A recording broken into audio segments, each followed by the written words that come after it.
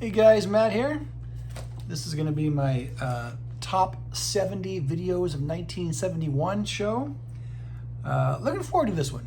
This is 71 is probably to the early 70s what 67 was to the late 60s, which is to say it is a year that many people feel is one of the better ones, one of the outstanding ones, where a lot of great albums were released. And I say of course, but I think all the other years in the late 60s and the early 70s are great too. So we'll see what you guys say, right? Okay, so my favorite album of 1971, I always start off at the top and go to the bottom, not the other way around, is Who's Next. This is my low fidelity version. This is, born from the ashes of Pete's Lifehouse project. They played most all these songs on the radio growing up. It is my favorite hard rock album of the year. But it's closely followed by Led Zeppelin 4, or, Untitled, or Zoso, or the one with Stairway on it, whatever you want to call it. Look at this one. It didn't even have any words or font on the back of the LP cover. How many albums could you say that about? 8 songs, all classics. Albums like Who's Next and Led Zeppelin 4 were just touchstones of my early adolescence. Here's another one. Number 3, What's Going On, Marvin Gaye. His socially conscious album where he's talking politics, he's talking the economy, he's talking, African Americans in the inner city, in the ghettos. It's a masterpiece. Marvin had never even released a really good album before this. Then this is a masterpiece. So he emerged as a genius before even Stevie Wonder did, and he would maintain a consistency for the rest of his life. I did my Marvin Gaye show where I just focused on his albums in the 70s and the early 80s till his death, and I pretty much like them all. I did another video like the same thing with Stevie Wonder. All right, that's my third favorite LP of 1971. My fourth favorite is Aqualung. We're still at a phase here, folks, in my list where these songs were all over the radio. These were mega albums, classic rock radio staples. Not the Marvin Gaye album, because classic rock radio didn't play too much African American music, but they played this one. Most every song got radio play. Not everyone, but there was always that folky aspect to Ian Anderson's music. This is the Steve Hoffman DCC version, where you had lots of acoustic, British textures. Ian is Scottish, but there's also a bit of prog coming up, same as there was on Benefit. So that's 4. 5, Yes, Fragile. This was the first Yes album I ever heard. This is an old Atlantic gold disc. I love everything on here. I know people like to criticize the solo tracks that are in between the longer songs, but the solo tracks are good too. In terms of the Rick Wakeman one, he put on Cans and Brahms because he had to, because he was going to use one of those songs from his Six Wives of Henry VIII album, but he couldn't contractually, legally, the old record label wouldn't let him put him on here, so put one on here. So he came up with this on the spot. But I still say it's a masterpiece. And Chris's song, The Fish, they used to play that on the radio after they played Long Distance Runaround. It just was like part 2 of Long Distance. It was a wonderful little suite of songs, and there was only 2. So not all of the solo things were bad. In fact, I don't think any of them are bad. That's my 1 through 5. Number 6 is The Doors, L.A. Woman. The last time I'm going to see a Doors album in my year-long list, because after this they released 2 records without Jimbo, and who wants to hear that? The first of which came out this year in 1971. But L.A. Woman is their last great album, still continuing in that bluesy vein that they had adapted with Morrison Hotel. Morrison Hotel might be more of a consistent record than this, but I think the highs on here, which is to say the hits, Love Her Madly, L.A. Woman, Riders in the Storm, are higher than anything on Morrison Hotel. So I think I give this album the edge. All right, that's 6. 7, my favorite live rock album, Allman Brothers Live at Fillmore East. This is the Mo Fidelity SA CD. My preferred way of listening to this really is the Blu-ray set of all the shows that they recorded for this album, because they're all great. Those shows are all great. This, of course, is a compilation of the best performances they thought, but there were great songs performed in those shows that didn't even make this album. So I love it. You know, Dwayne will be taken from us shortly after. That's 7. 8 is Pink Floyd's Metal. This is the DTS, the 5.1 surround sound mix, which you used to be able to get on eBay. They extracted it from the Pink Floyd, the early years box set. And now it's illegal and you can't get it. But, you know, that's my favorite way to listen to the album, is in surround. Pink Floyd is made for surround. This is a mega record. This was their best album since Piper at the Gates of Dawn. And it began a run of classic Floyd LPs, which would last for the rest of the decade. If you take out Obscured by Clouds, which is just a soundtrack. But all of their regular albums were masterpieces. All right, what is it, 8? 9, Sticky Fingers, Rolling Stones. An album practically as good as Let It Bleed. You know, I think that's an Andy Warhol cover, right? Don't remember who did that photograph, but you know, they had a live album, Get Your Yayas Out, in 1970. I did not include it on my show because it had no new material. It's still a great record though, but this is a masterpiece. That's my number 9.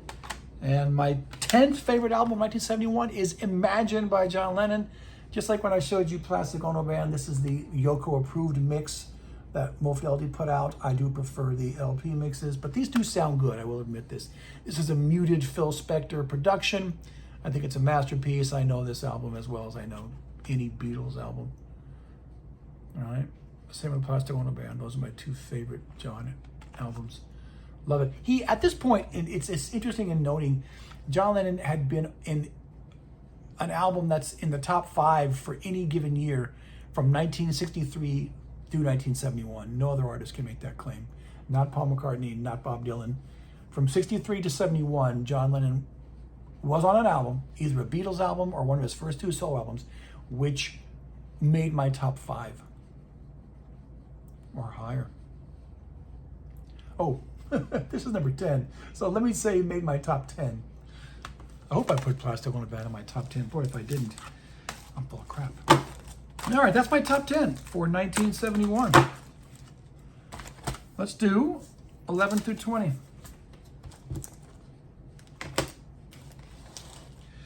Narrowly missing the top 10 is Joni Mitchell's Blue. This is the surround sound mix that just came out. This is a masterpiece. This is my favorite record written by a woman in 71, but it's going to be closely followed by another one pretty soon. This is Joni at her most vulnerable. I don't know who she had just broken up with, Graham Nash, James Taylor. This is pre-Jackson Browne, and she hates him. So each Joni Mitchell album at this point had been better than the previous one. This is a better album than Ladies of the Canyon. I think Ladies of the Canyon is a better album than Clouds. Clouds is a better album than Joni Mitchell or Songs to a Seagull, whatever you call it. This is a masterpiece. Blue, a singer-songwriter album par excellence. Number 12 is the Yes album. This is their first album of the year, followed by Fragile. These are 2 prog rock classics. Again, much played on the radio. These are, you know, these albums are like the soundtrack of my youth. I love this record. The jump in quantity and in quality from their second album, Time and a Word, to this was phenomenal. All right, so that's number 12. Number 13, we're still in the narrowly missing the top 10 category here because this is a 5-star album. There's a riot going on. Sly and the Family Stone. Okay, this is yeah, I think Stan is probably their best album, but this is easily their second best album. And you know what's another masterpiece? The album in between those 2, the Greatest Hits album from 1970. Great flow, songs on there which were only on 1969 45s. That's 3 classic 5-star albums in a row for Sly and the Family Stone. That's 13. 14, still a classic. Every Picture Tells a Story by Rod Stewart, better than any Faces album. This is an almost perfect album, perfect release. Side 2 is perfection. Maggie May, Mandolin Wind, I Know I'm Losing You, and Reason to Believe. The finest LP side he would ever have. Every Picture Tells a Story. 15 is Ram. Paul and Linda McCartney. This is still pre-Wings, his first Wings album will be later on that year. Wildlife. This is a kind of a Beatlesque album. It didn't get very good reviews when it came out, but it has been since come to be regarded as one of his greatest albums. Many people feel this is his best album. I've always been just a little bit more of a Band on the Run kind of guy, but this is still a great record, and it's pretty much a classic, right? Okay. That was 15. 16. Hunky Dory, David Bowie. Another guy who just, like Joni Mitchell, that just kept making better albums every year. His first album in 1967 called David Bowie was eh. His second album in 69, also called David Bowie, was okay, but better than the first album. But Man Who Sold the World was his first good album in 1970. This is his first great album, 1971. Oh, you pretty things. Every song is great. Love it, love it, love it. All right. That was 16. 17. Electric Warrior. This is a 5-star record. On any other day, if I would have made my top 10, this could have made it. This was the best album that T-Rex or Mark Bolan was ever a part of. This is glam rock par excellence. This is a year before Ziggy Stardust. It's practically as good. Love it. Not a Duff track on there. Couldn't be any better, boys. 17? No, this is 18. Surf's Up.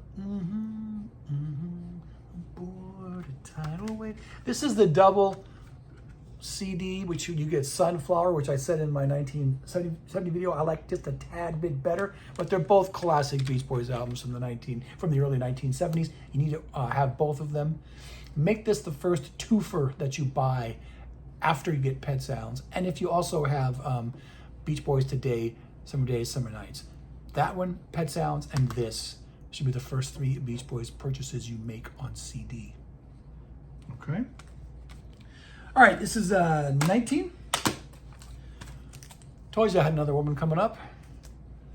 And one more after this. This is Tapestry. It's Carole King. This is the classic female singer-songwriter album of the early 70s. My parents had this. I never can remember a time when I haven't owned this album. It's always been in my collection. I'll always think it's a great record.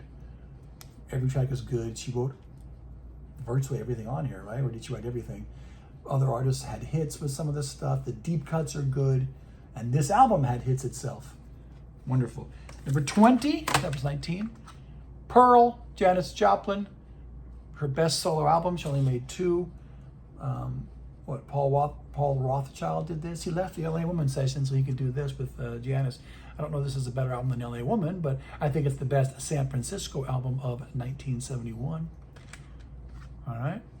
I gave Cheap Thrills the title of my favorite San Francisco album of 68. This is my favorite one from 71. So Janis wins 2 years in terms of the best Bay Area album, in my estimation. That's 20.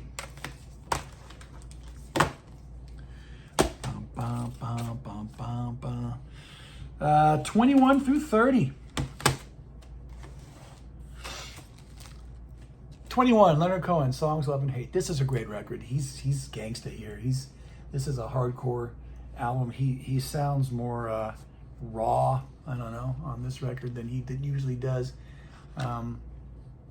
Lyrics too. I think this is a better album than Songs from the Room, but I think of my 3, the first 3 Cohen albums, the first one's my favorite.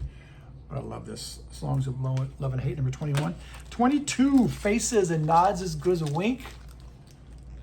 All right, this is the best Faces album, folks. This is the Steve Hoffman version, and not quite as good as Rod's and Picture Tells a Story, but still very good. This is what we want the Faces to sound like. It's awesome. That's 22, 23.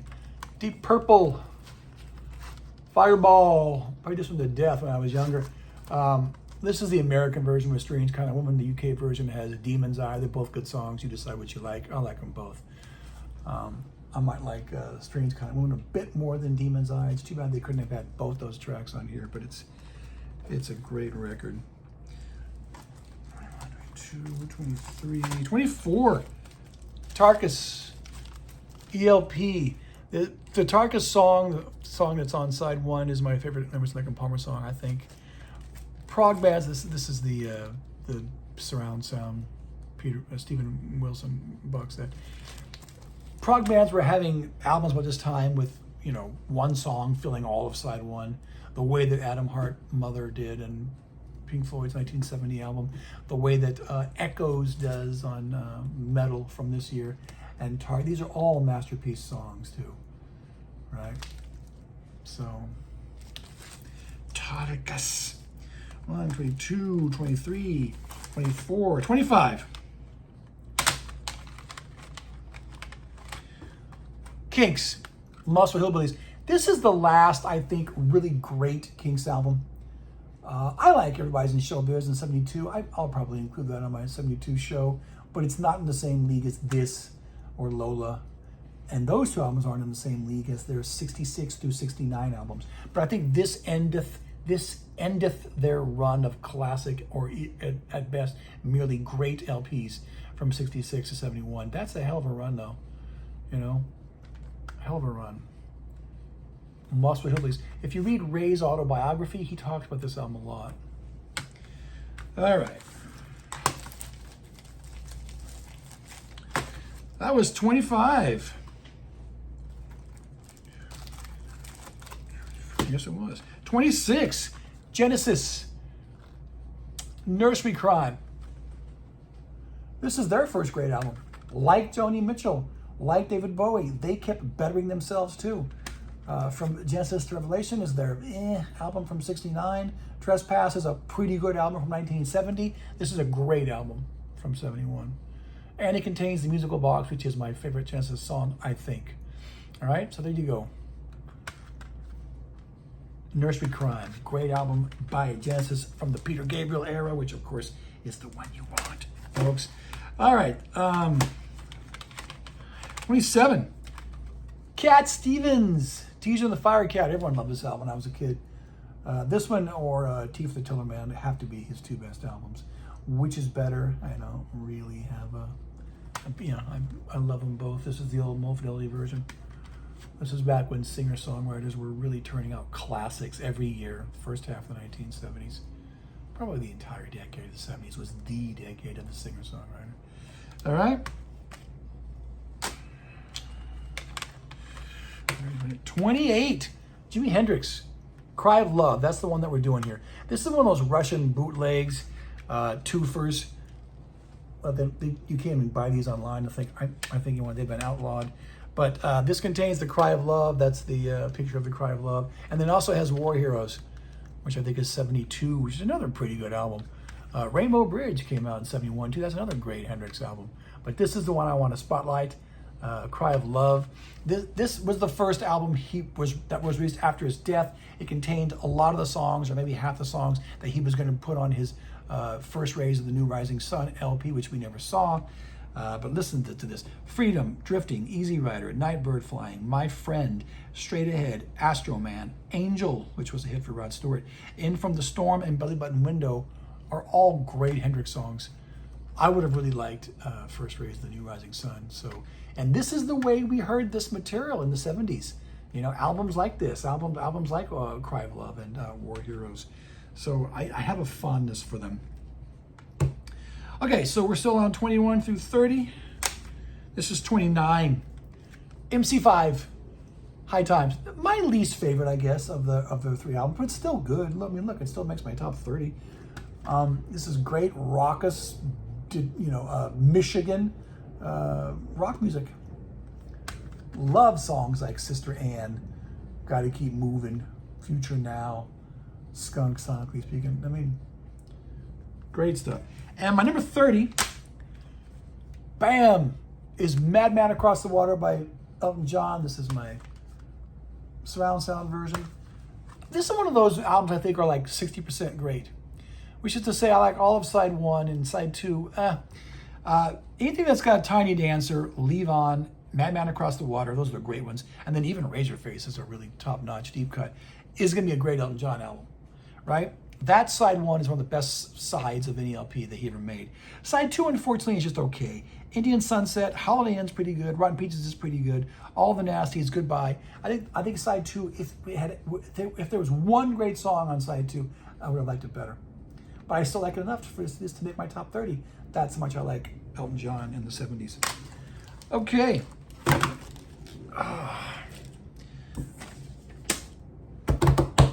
31 through 40.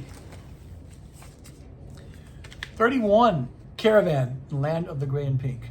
Another classic prog album. This was the first Caravan album I ever owned. I love that kind of Tolkien-inspired cover. This is another jamming album with the epic 9 Feet Underground taking up most of side 2. It's like over a 20-minute song though, so it could have easily been on a whole record side. I think Dave Sinclair, right, was the keyboard player at the time. Love this record. Not much of a Pi Hastings album, but it's still a classic Caravan record. That's 31. 32, Black Sabbath, Mashes of Reality. See, we're still pretty much in 5-star territory here, folks. That's how many 5-star records were released in 71 that were in the top, well, this is 30-something. Not a bad track on here, not even a mediocre number. Still classic Sabbath, just like the two 1970 albums were classic Sabbath. So that's 32. 33 and 34 I'm putting up at the same time because they're both the same to me. I'm going to say that 33 is Love It to Death and 34 is Killer. But if you wanted to swap them, I wouldn't care because they're both virtual 5-star albums. Everyone loves them, some Alice Cooper, early 70s Alice Cooper, especially, or early to mid 70s. I remember when I did my Alice Cooper show a few months ago. It's up to 400 views now, so that's good for me, folks.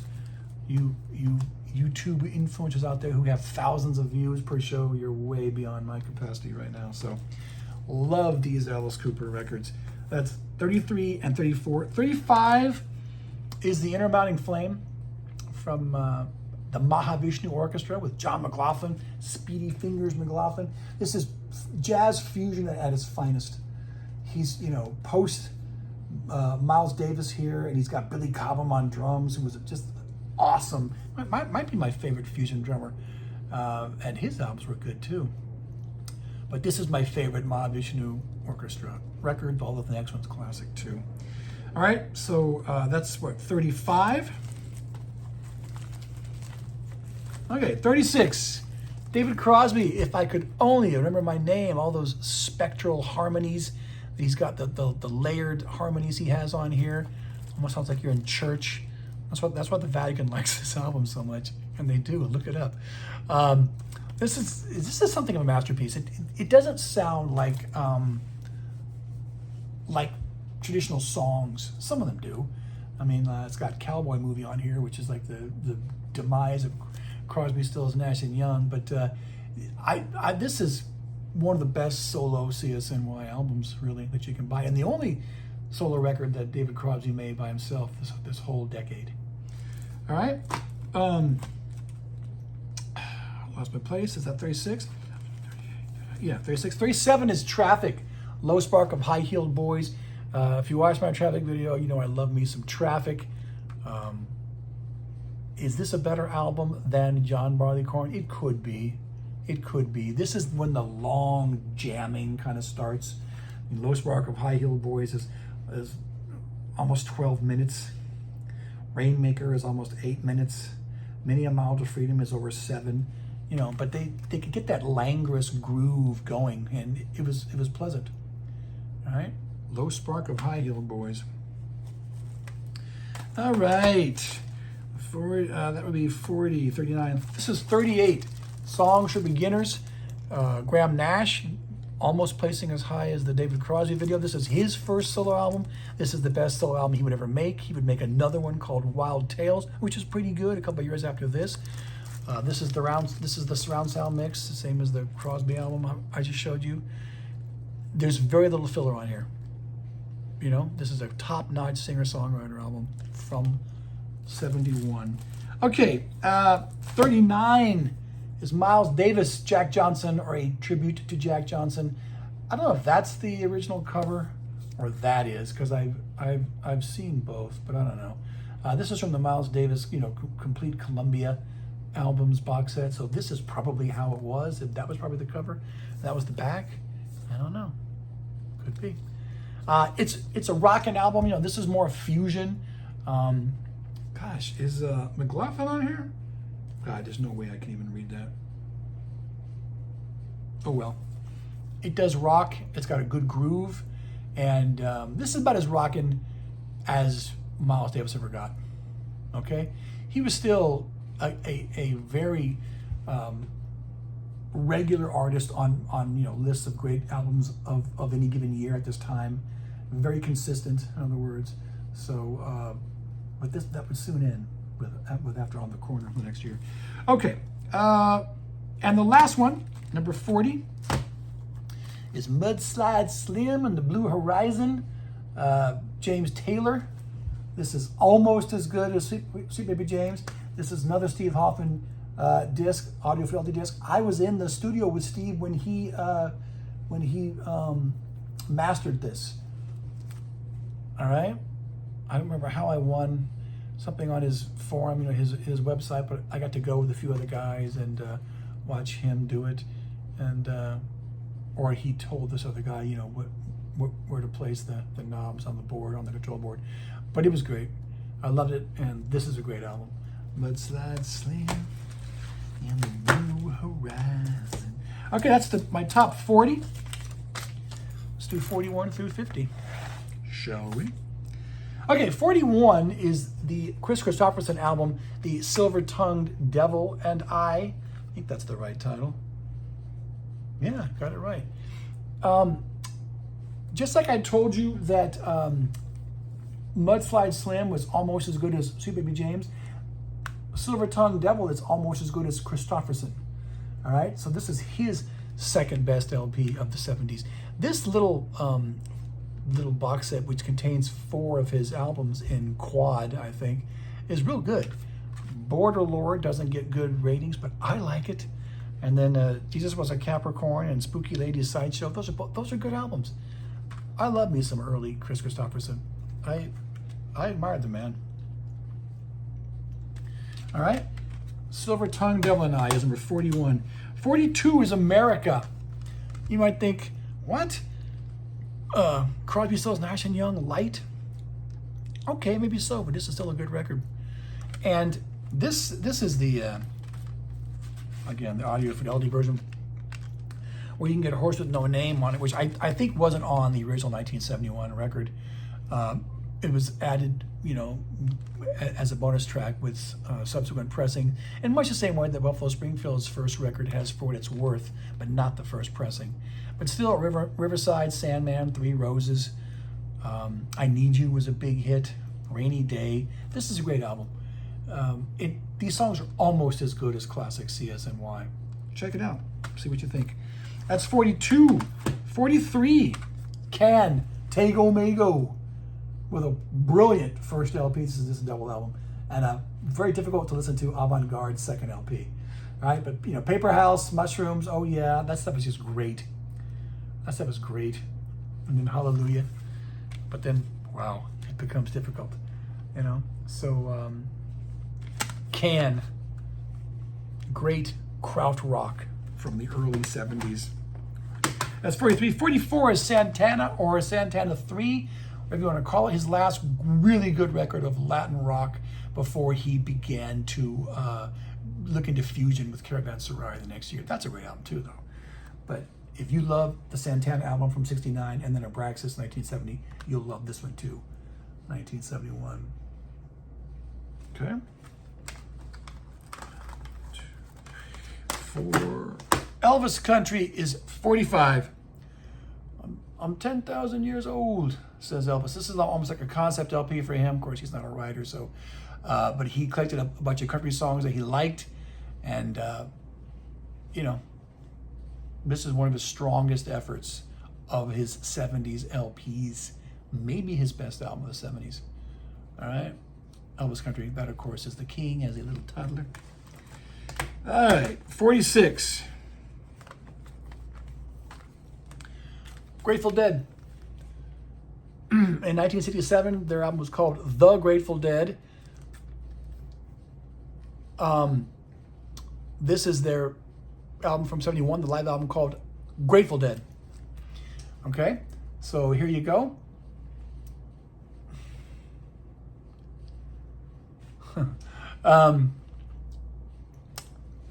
This is live stuff. A lot of this stuff had been appearing on the album for the first time. Stuff like Bertha, "Oh Mama Tried" is the country song. "Big Railroad Blues" is an old 1920s Kansas City blues song. Playing in the band is Bob Weir before he would put it on his solo album the next year. The other one is from the 60s. "Me and My Uncle" is the John Phillips number. "Big Boss Man" is just the Jimmy Reed tune. "Me and Bobby McGee" is Janis. "Johnny Be Good" is Chuck. So there's some covers here. "Wharf Rats," a great new Dead number. And then they take "Not Fade Away," the Buddy Holly tune, and combine it with "Going Down the Road Feeling Bad" from Woody Guthrie. I think it's virtually a masterpiece. Okay. All right. 50, 49, 48. 47 is "Weather Report." Why I like this album a lot, this is more fusion, is because it sounds like Bitches Brew. Not quite as good, of course, but I like it. Weather Report. I have all the Weather Report albums up through 82. The ones that most fans think are the best. All right. 48 is Delaney and Bonnie, "Motel Shot." This is a good record. If I could turn you guys on to something that you didn't know about, Delaney and Bonnie were a married couple, and they toured with Clapton and George Harrison, and they were kind of hot stuff in the early 70s. This has "Never Ending Song of Love," which was one of their hits on here. But it's kind of an album of like songs that they would do, mostly country songs, in the motel after their shows, playing with friends. And that's the vibe of the album. Duane Allman's on here. I want to say Graham Parsons is on here. I can't remember. You have to look it up. But it's solid. I like it. And it's my favorite Delaney and Bonnie album. Okay, 49. Performance, "Rockin' to Fillmore," Humble Pie. This album was a classic when I was growing up. You don't really hear about Humble Pie too much anymore. Their stock, I think, seems to have dropped. I guess they weren't as good as the Small Faces, but I liked them. I did a show on the Small Faces and Humble Pie. This would be the first album I would tell someone to buy if they want to check out Humble Pie. All right, and 50. Another San Francisco album, folks. Flamin' Groovies, "Teenage Head." The liner notes kind of big up this album too much. They kind of make it sound like this is a better record than Sticky Fingers. It's not. It's still a great album. Any album that's got that song, "Teenage Heads," is great. High Flying Baby, their version of that. "Have You Seen My Baby?" Good stuff. Dr. Boogie, Whiskey Woman. Yeah, I love it. All right, that is my top 50. We got 20 more to go. We're at 33 minutes. We're doing all right. Let's do 51 through 60. Dan Hicks and his Hot Licks. More San Francisco stuff for you. "Where's the Money?" This is live too, right? God, I haven't played this one in a while. It's not a great Dan Hicks album though. If again, guys, if I can turn you guys on to anything that you don't know, start looking it up. Go to YouTube, or you're already on YouTube if you're watching this. Listen to the album, and then maybe buy it, or just go check it out on Spotify. However you consume music in 2025. But this guy was originally in the Charlatans, one of the great San Fran bands of the 60s who did not make it, but started a lot of stuff up there. And I quite like me some early Dan Hicks albums. That's 51. 52 is Crosby, Stills, Nash & Young's "Four-Way Street." This was the #1 album at the time. These guys were still huge. They probably should have released a studio album at the time. You could have combined the best songs from Stephen Stills, After the Gold Rush, If I Can Only Remember My Name, and Songs from Beginners, and had a killer double album, or even a triple album. But this is pretty good too. It's kind of ramshackle. You get half acoustic, half live, half electric. But this double CD is the way to hear this album. It's been nicely expanded. You get the Lee Shore, which we hadn't heard at the time. I like it, but I don't know if it's the best live CSNY, because that Graham Nash box set from 1974, you know, the stadium tour, that's pretty good too. So there you go. That's 51. 52. No, that was 52.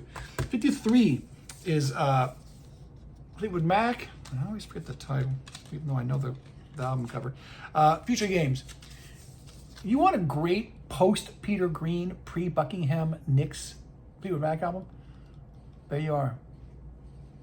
There you are. Future Games. All right. That's 51, 52, 53. 54.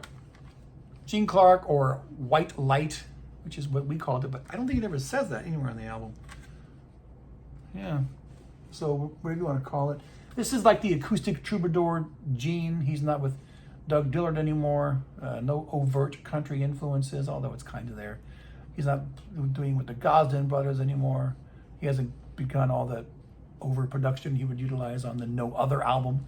So this is a lot of people's, it's like fan favorite Gene album, but he made so many essential albums that this, to me, this is just one more. All right. 2, 3, that's 54. 55, more country rock. New Riders of the Purple Sage. These guys used to open for the Grateful Dead. This is a great album in its own right. It's got Jerry Garcia and Mickey Hart on here. Spencer Dryden, you know, from the X-Airplane was the drummer. Really good tunes. Really good David Nelson numbers. If you've never heard it, check it out.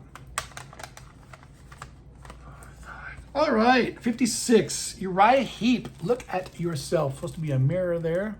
Can you see yourself? Uriah Heep. This is the first Uriah Heep album I've put on here. You know, I mean, but they were really good. Could have had Salisbury. They were like an early kind of hard rock or metal band, and proggy as well. So they were not, you know, Rush were not the first band to mix those two genres. Uriah Heep were really good, very consistent at the time. Budgie would come along, and they would be consistent and good, and kind of, I don't know, similar to Uriah Heep, but less proggy. All right. That was 56. 57. Mothers of Invention. Live at Fillmore East, June 1971. This was the first live Zappa I ever heard, and as such was my favorite live Zappa for a while. Now I think I prefer Roxy and Elsewhere from the 70s, but this is almost like a concept album about groupies. It's the Flo and Eddie years, and probably, yes, it is my favorite Flo and Eddie Zappa album, this edition of the Mothers of Invention. All right, so that's 60, 59, all right, 58. Funkadelic, Maggot Brain. That title track alone with its Hendrix guitar is enough to make you want to buy the album, but the whole thing is good. This is like hard rock and funky black music, black rock. I like me some Funkadelic. I like me some Parliament. Love me some George Clinton. This is the first essential album I think he ever made, George Clinton. All right, 59 is Poco, Deliverin'. This is one of those Poco twofers with Deliverin' and Crazy Eyes. Both are great albums. You need them both. Deliverin' is the one that I'm talking about though right there. It's live, 1971. It's awesome. It's some people's favorite Poco album, although I think I still might go with the first album, Picking Up the Pieces. There you go, Deliverin', one of the great live albums of the early 70s. And here's my number 60, Hawkwind's In Search of Space. This is the big box set with the surround sound mix. It's the first great Hawkwind album. First album was pretty good, but I think this one betters it. And they would go on to make even better records. All right. So Silver Machine was on here. Or was that a bonus track? I don't remember. Anyway, love the album. Space rock at its finest. All right, that was 51 through 60. We're down to our last 10, folks. 61 through 70. I perhaps put this album too low. John Prine, his classic debut album, still perhaps the best John Prine album, but I have not heard them all, so I cannot tell you. You know, this one's got Illegal Smile, Hello in There, Sam Stone, Your Flag Decal Won't Get You Into Heaven Anymore. I mean, Angel from Montgomery. These songs are just as I mean, not prevalent, but important today as they were then. It was a bummer when he died. John Prine. All right. That's 61. 62. Pretty much as good as Nilsson Schmilsson. This is his sales high point. Although I don't know if it's my favorite Nilsson album. I think I'm going to do me a Nilsson show tomorrow, probably. I don't know. The time is right for me to give my respects to Harry. Very consistent songwriter, great voice. And this might be the first album I would give someone who was interested in Harry Nilsson. Nilsson Schmilsson. That's 52. 53. Van der Graaf Generator. This is from the box set. This is the Blu-ray of H to H-E, who I'm the only one. That's a really good album from 1970. But even better, though, is Pawn Hearts from 71. This is their first great album. It's the first Van der Graaf album I ever owned, some 30-odd years ago. I don't remember now. Sometime in the 90s, I think. But, you know, to get into Van der Graaf, you got to go to Handel Peter Hamel. If you can't, you're not going to like these guys. This is extreme prog. All right. 51, 52, 63. 64. Straight Up. Should have had No Dice on my 1970 show. Sometimes I just forget things, but I wasn't going to forget about Straight Up. All right. Yeah, I love this. Baby Blue. Day After Day. Taken. I mean, a tragic band, but this is like power. This is early power pop, probably, right? That's what we would call that. 1, 2, 3, 4, 65.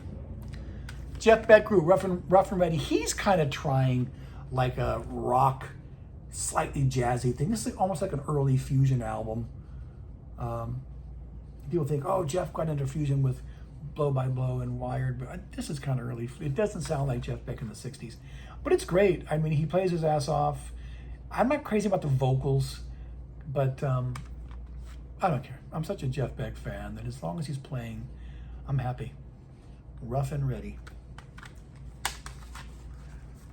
All right, that was 65. 66 is going to be Gong. Camembert Electro K. Did I say that right? Electra K. Look at the little pothead pixies on there.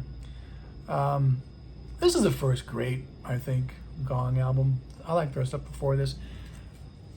If I'm going to do another Canterbury show, you know, to follow up Caravan and Salt Machine, it'll be Gong. I need to pick up a few more Gong albums, though, if I'm going to do, because they were important all the way through the 70s, maybe even into the early 80s. But, and they start in the 60s. So I need to get me a few more Gong albums, and then I could do you guys a show. But this is the first really good one, I think. All right. So that's going to be 70, 69, 8, 7. All right, 67 is Focus 2, or as it's known for most of the world, Moving Waves. That's certainly how I saw it when I was a kid, and that's a better cover too than Focus 2. But anyways, this was the first Focus album that most of us owned. You know,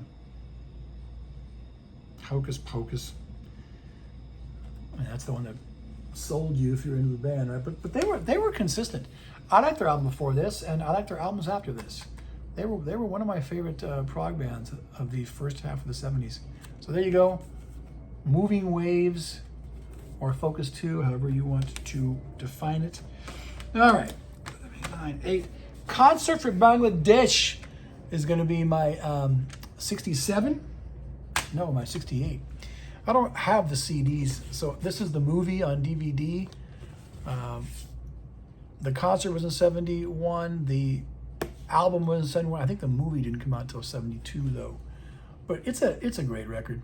You know, I mean, albums like this and, you know, Woodstock are great keepsakes of that time period, I think, in terms of classic concerts. All right? I love the George material on here. I love the Dylan material. In fact, he's got Ringo Starr on here, you know, and Leon Russell. I love the movie. Okay, 69, Commander Cody and his Lost Airmen. Yeah,